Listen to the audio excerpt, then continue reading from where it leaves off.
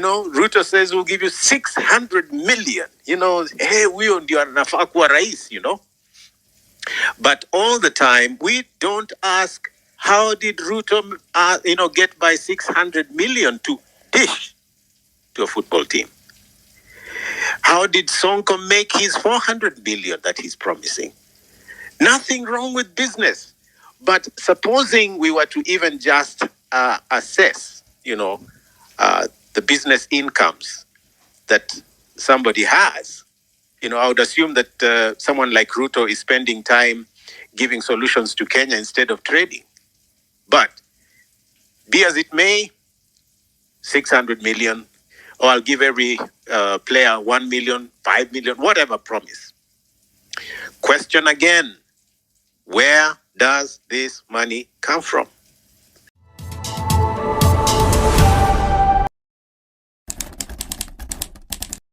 I'm looking for a day when the middle class will move from these comfort talking zones to action, because they know everything. I mean, we seem to know everything. We have all the answers. But implementing those answers remains very evasive. I would like us to move from talking to action, organize, and put MCAs, MPs, women reps, governors, and good senators in office. And let's petition. Let's raise funds and get these young people out of incarceration. Let's, put our monies behind the good candidates and get them in office. Or we'll just forever talk and recycle all these people. Even in these spaces, I hope that we don't just keep saying this is what is wrong with Kenya, that we can move to that action point of 24 months to the election. And what can we show for all this talk in 24 months? So organizing. And then for the issue of handouts, a lot of people think money is bad. Money is not bad. Money is just a tool like anything else. But the big question about how money moves in Kenya is accountability as well as prioritization. When it comes to electioneering and when people begin to get ready to vote their favorite leaders, money increases and the circulation is more robust. And so you'll see it, whether it's called empowerment programs or you'll see it in things like Harambee stars being promised to the world. But money becomes extremely available. The question that we all don't like to ask is, where does all this money come from?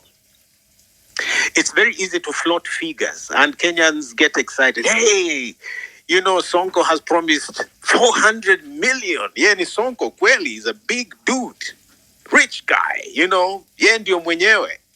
Ruto says we'll give you 600 million. Hey, huyo ndio anafaa kuwa rais, But all the time, we don't ask, how did Ruto, get by 600 million to dish to a football team? How did Sonko make his 400 billion that he's promising? Nothing wrong with business. But supposing we were to even just assess, the business incomes that somebody has, I would assume that someone like Ruto is spending time giving solutions to Kenya instead of trading. But be as it may, 600 million, or I'll give every player 1 million, 5 million, whatever promise. Question again, where does this money come from? So we need lifestyle audits for our leaders in Kenya.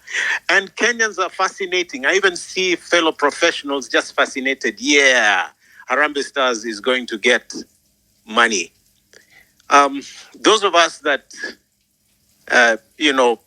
are victims of the trust deficit in Kenya want to even ask, how did Harambee Stars all of a sudden become such a powerful team? We don't see them play often, but all of a sudden, boom, and they're winning all these matches. You know, we we ask questions everywhere except in such spaces. And football lovers, and so on. I mean, soccer lovers. I sometimes wonder: is this wash? You know how stadia feel. You know, very quickly the tickets run out or whatever. Talk for another time. But I looked at the 2022 elections, for example, and how somebody would stop by, let's say, Kondele, and just dish 10 million like that. Boom. You know, gawaneni hiyo. Ama nita promise hii na ingine na ingine na ingine. And then when you quantify all this, you have, you know, an approach conflict situation here. You are stuck with a question. So, how, this is what tunaishi Kenya. How come they have so much? But let's move to the other aspect of these monies being available for Harambee stars. But education is on its knees. But SHA is in shambles. We are talking about, you know, hungry populations, jobless youth, people literally, you know, living hand to mouth. And so, do we have money to just dish out? And then we are dishing out 600 million, but we don't have, you know, all these football stadia that have been promised. So how come the money is found so quickly at such times? I just want to finish by saying, you know what?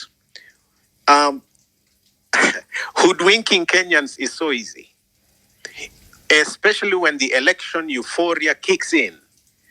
You will find that all these discussions we've had in spaces, accountability, integrity, lowering of taxes, you know, the need for character, all these things are going to be thrown out of the window by the same Kenyans who will vote in these same people.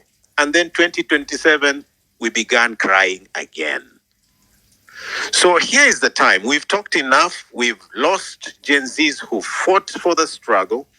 We have the issue-based discussions now at the front of our minds.